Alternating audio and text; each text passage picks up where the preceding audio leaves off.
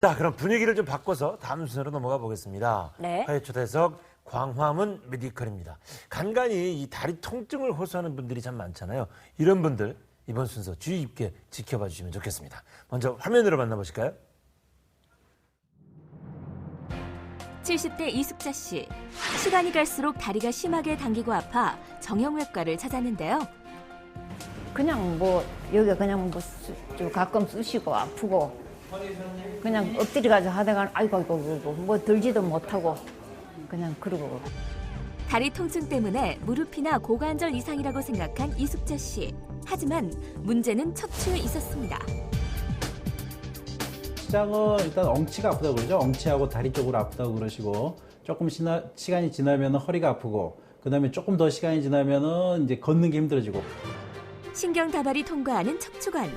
노화로 인해 점차 좁아지며 신경을 압박하는 척추관 협착증은 엉치와 허벅지, 종아리 등 하반신 통증의 특징인데요.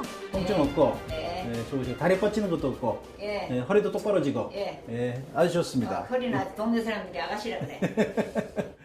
꼬부랑 할머니 병으로 불리는 척추관 협착증은 허리를 펴면 통증이 증가하고 허리를 구부리면 통증이 사라지는 증상으로 허리 디스크와 혼동하기 쉬운 척추 질환입니다. 척추 협착증이라는 거는 나이가 드시면서 척추관이 좁아지고 그 좁아진 척추관을 통해서 가는 신경이 눌리기 때문에 그 걷기가 힘들어지고 점점 아파지고 그다음에 허리도 통증이 생기고 다리도 마비가 생기는 질환입니다. 특히 고령의 환자들의 경우 척추관 협착증이 발생하면 사지 감각 저하를 비롯한 근력 저하까지 겹쳐 삶의 질까지 떨어지게 되는데요. 증상 초기 단계에선 간단한 비수술 시술과 증상별 운동요법을 통해 개선이 가능합니다. 와서 하고 나니까 진짜 못걸. 병은 무슨 병이든지 더 크기 전에 수술도 하고 치료도 하고 해야 된다는 걸 알고 있어 이제 느끼고. 세월을 비켜갈 수 없는 중장년층들이 조심 또 조심해야 하는 척추관 협착증. 그 원인과 증상부터 치료 방법과 예방법까지 자세히 들여다봅니다. 네, 지금 잠깐 보신 것처럼 뭐 다리 저림부터 뭐 감각 이상, 보행 장애까지 보인다는 것이 바로 이제 이 척추관 협착증인데 과연 무엇이 원인이고 증상은 어떤지 또 치료 방법, 예방법은 어떻게 하면 되는 것인지 광화문 초대석 화요 초대석 광화문 메디컬 정형외과 전문의 선승덕 원장님 모시고 자세히 알아보도록 하겠습니다. 안녕하세요. 어서 오십시오. 어서 오십시오. 네, 네. 화면에서도 이 척추관 협착증에 대한 증상들이 나가긴 했지만 이게 가장 오래된 허리 질환 중에 하나라고 그렇죠. 들었거든요. 특징 간략하게 설명 좀 해주세요. 젊을 때는 이제 허리 디스크가 시작하는데 나이가 예. 드시면서 이제 척추관이 좁아지고 예. 그 뒤에 있는 후관절이 있어요. 그게 이제 굵어지기 때문에 자연히 이제 척추가 눌립니다. 척추가 눌리게 되면은 다리도 아프고 엉치도 아프고 이제 점점 가다 보면은 이제 걷는 게 힘들어집니다. 보통 한 10분도 못 걸어서 오신 분도 있고요. 이제 그런 경우에는 이제 수술적인 치료를 하셔야 될 것 같습니다. 그러니까 일단은 좀 척추관 협착증이 허리를 이렇게 구부리면 괜찮고 그렇죠. 예. 예, 또 이렇게 펴면 오히려 통증이 좀 힘들고. 심해진다는 예, 거잖아요. 예. 그러니까 자세 불균형으로 인해서 이 거동이 불편해진다는 얘기죠. 그렇죠. 이제 척추관 협착이 오면은 이렇게 구부리게 되면은 그 척추관의 넓이가 넓어집니다. 그래서 보통 이제 등산을 올라가실 때 많이 힘들어 하시는데 내려올 때는 편하다는 분들이 많아요. 그래서 일단 자세를 좀 잘 잡는 게 척추관 협착이 오셔도 예. 좀 편안하게 지내실 수가 있습니다. 그러면 의심 증상이랑 발생 원인 좀 네. 구체적으로 알려주시겠어요? 의심 증상은 보통 이제 처음에는 쥐가 좀 많이 난다고 그래요. 다리에 쥐가 다리에요? 많이 나고, 네. 그다음에 엉치가 아프고 다리로 뻗치는 통증 때문에 오시는데 네. 보통 허리 통증이 없기 때문에 그때는 허리가 아프다고 생각을 못 하시고 다리가 아프다고 생각하는데 실제로 알고 보면은 허리가 아픈 경우가 많습니다. 그래서 이제 그런 증상 있고 오시면은 엑스레이도 찍어보고 MRI 찍어보셔가지고 MRI 상에 아주 척추가 좁아진 게 이제 보입니다. 이제 그걸 확인하시고 이게 아주 심한 경우에는 이제 결국은 수술을 가야 되지만 심하지 않은 경우에는 이제 운동 치료라든지 이제 주사 치료라든지 아니면은 내시경 치료라든지 그런 치료를 하시는 게 좋을 것 같습니다. 그러면 이게 그 신경이 어떻게 해서 압박을 받는 거죠? 그러니까 신경이 이제 나이가 드시면서 네네. 그 디스크가 이제 가라앉습니다. 우리 모든 사람이 디스크가 가라앉으면서 예. 그 자체가 그 빠져나가는 구멍을 막는 경우도 있고요. 그다음에 이제 그 디스크가 가라앉으면 뒤에 있는 후관절이 굵어지기 때문에 우리가 네, 무릎 관절이 화면이 나오네요. 있으면 네. 무릎 관절이 있으면은 거기에 있는 관절이 두꺼워지면서 아프듯이 이게 예. 두꺼워지면은 허리는 척추 신경을 누르게 됩니다. 그래서 그쪽에 이제 신경이 눌리면은 그에 따른 증상이 나타나게 되겠습니다. 일단 뭐 척추관 협착증 의심이 된다 하면은 사진을 찍어보고 치료를 진행해야 네네. 된다 말씀을 하셨잖아요. 일단은 네. 그 MR을 찍어서 확인하는 게 가장 우선순위가 되겠습니다. 그래서 뭐 정도에 따라서 시술이냐 예. 수술이냐로 나눠지는 그렇죠. 건가요? 이제 크게 네. 비수술과 수술요법으로 나누게 되는데 네. 보통 외래 오시는 분들의 한 80% 정도는 비수술로 많은 효과를 보고 있습니다. 그럼 비수술 치료법에 대해서 좀 구체적으로 예. 알아보면 어떤 좋을 것 것들이 같아요. 네. 비수술은 일단 그 우선적으로는 운동치료, 물리치료가 있고요. 그걸 제외하고 이제 3종 세트가 있는데 네. 일단 간단하게 허리에 주사를 놓는 방법, 그다음에 척추 성형술이라고 그 안에 관을 집어넣어서 그 유착된 거라든지 그쪽을 풀어주는 게 있고 예. 이제 그것도 안 돼 있는 경우에는 이제 풍선요법이라고 그래서 네. 눌려있던 조그맣게 눌려있던 구멍을 좀 넓혀주는 게 있습니다. 우리가 심장에 스텐트 넣는 것처럼 스텐트를 이렇게 확장하는 것처럼 하는 방법들이 있겠습니다. 그러면 세 가지 말씀해 주셨는데 먼저 그러면 경막의 신경 성형술에 예, 대해서 예. 살펴보도록 할게요. 예, 경막의 신경성형술은 이제 심하지 않는 중간 정도의 환자까지 적용할 수가 있고요. 네. 주로 이제 저희가 꼬리뼈를 통해서 넣습니다. 꼬리뼈에 이제 그 구멍이 있기 때문에 그쪽을 통해서 2mm 관을 집어넣어서 그쪽 유착을 풀고 네. 필요하면은 약물을 줘서 그 증상을 없애주는 그러한 방법이 되겠습니다. 그럼 주의할 점은 없나요? 이 수술 같은 경우에는?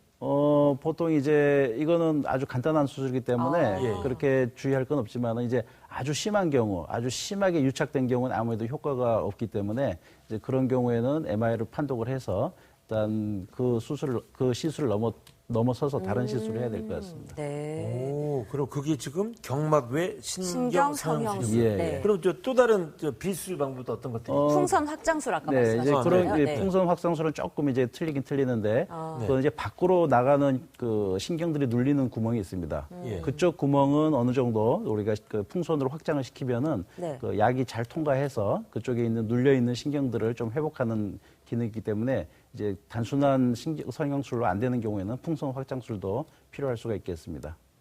오. 그러면은 또 다른 것도 있나요? 그럼 지금 그 네, 이제 네. 사실 이제 환자분들은 시술이라고 생각하고 의사들은 이제 수술이라고 생각하는 그 중간 단계가 있는데 이제 어떻게 보면 이제 국소 마취만 하고 간단하기 때문에 환자분들은 시술이라고 생각하고 예. 의사들은 상당히 그 눌려 있는 거를 완전히 제거할 수 있기 때문에 또 수술이라고 생각하는데 이제 내시경 수술이라고 있습니다. 요새 많이 이제 발전된 수술인데요. 네. 옛날에는 기구가 좀 부족해서 안 됐지만은 요새는 기구가 많이 좋아져가지고 예. 그 내시경으로 국소 마취 하에 예. 그 눌려 있는 신경을 풀어주는 겁니다. 뼈도 잘라내고 안에 있는 인대 같은 것도 잘라내서 신경이 눌려 있는 거를 없애주는 시술이면서 수술인 게 있습니다. 중간 단계고. 그 예, 용어가 중간에. 어떻게 해서 정리가 되는 거예요? 그럼 시술과 수술은? 보통 저희가 이제 상식적으로 생각할 때는 예. 시술이라는 거는 전신 마취나 큰 마취를 안 없이 하고 진행이 되는. 하시는 네. 그 하루나 이틀 정도에 하는 게 시술로 생각을 하시면 되겠고요. 예. 수술은 사실 전신 마취를 하고 수술 시간도 뭐 2시간, 3시간 정도 걸리는 경우에 보통 수술로 생각하고 있습니다. 네. 그러면 이제 요게 지금 이제 설명해 주신 게 이제 의사 선생님들이 얘기하는 시술인데 예. 그러면은 그 환자 가운데 수술까지 안 가고 요 시술로 될 수 그렇죠. 있는 것이 몇 %쯤 되는 겁니까? 그러면? 저희 병원에 오신 분들 중으로 보면은 보통 네. 이제 한 80에서 90% 정도는 이 정도까지로 해결되는 것 같습니다. 90%가요? 예, 예. 네, 그러면 오, 다른 이제 10에서 20% 정도의 분들은 너무 심해서 수술을 받아야 된다는 그렇죠. 이제 말씀이시죠? 그런 분들은 이제 수술로 가야죠. 이제 그러면 아주 수술을 심해지는 경우에. 어떻게 예. 진행하는지 좀 말씀 부탁드릴게요. 이제 수술은 보통 이제 아주 간단한 거는 이제 미세 현미경으로 네. 열고, 그러니까 내시경 수술로 안 되는 경우에는 이제 뒤에서 수술을 해야 되는 경우가 있겠어요. 척추 미세 현미경을 보면서 그 버하고 우리가 갈아내는 기구가 있습니다. 그런 기구로 하는 간단하게 하는 방법이 있고요. 예. 이제 그것까지도 지나가지고 모든 디스크가 가라앉아서 도저히 뭐 내시경으로도 안 되고 간단한 수술로도 안 되는 경우에는 예. 그 옆에서 이제 들어가서 디스크를 다 올려주고요. 뒤에서 이제 신경 다 풀어주면은 상당히 좋은 결과를 얻을 수가 있겠습니다. 그럼 그 정도면은 입원을 어느 정도 하는 거예요, 그럼요? 가장 큰 수술을 해도 보통 한 5일에서 6일 정도면은 네. 회복이 됩니다. 보통 한 3, 4일 정도면 걸어 다니시니까요. 보통 일주일을 안 넘기는 것 같습니다.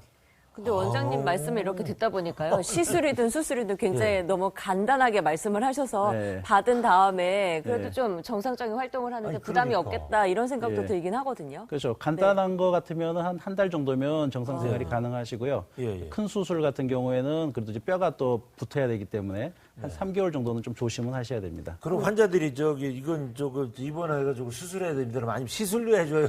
이런 환자들도 있나요? 무서워서? 예, 그런 분들도 있습니다. 그래서 이제 그런 분들은 네. 일단은 좀 힘들긴 하지만은 예. 시술을 먼저 해보시고 아. 이걸로 효과를 얻으시면 더 이상 할 필요가 없고요.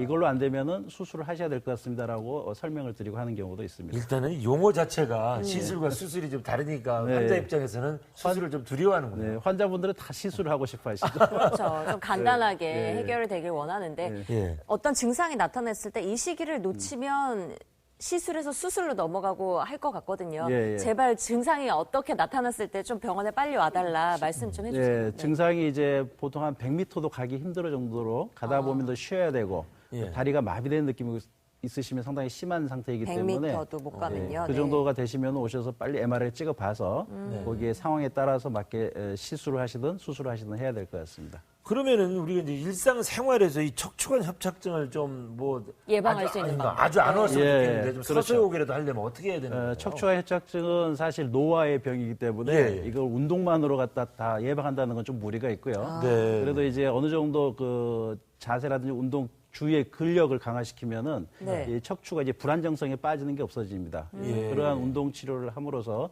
어느 정도 예방은 할 수가 있고 또 수술 후에 네. 그 척추가 불안정하지 않도록 그 운동 치료를 해주는 게 좋을 것 같습니다. 그러면 운동법에도 관심 있는 분들이 예. 많으실 것 같거든요. 그렇죠. 몇 가지 예. 있으면 소개 좀 해주세요.